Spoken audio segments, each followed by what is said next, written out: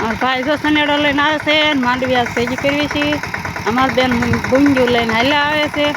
પડે ને હરખું લે એક હાથ મોર રાખ. આવી રીતે માંડવીના પાથરા હારવી છે. આઘું હોય એટલે પછી સનેડો લઈને હારવી છે. અને સાંજે આવવાનું છે ઠેસર. અને અમારે બેન જો બુંજ્યું લઈને હાલ્યા જાય. આમાં મામા ડોકી કરતા કરતા જાય એટલો ઢગલો કર્યો છે ને જો હવે ઉતાર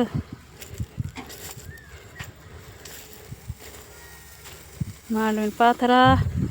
અને આ સાઈડ અમારા ભાઈ સા પાણી મૂકે છે.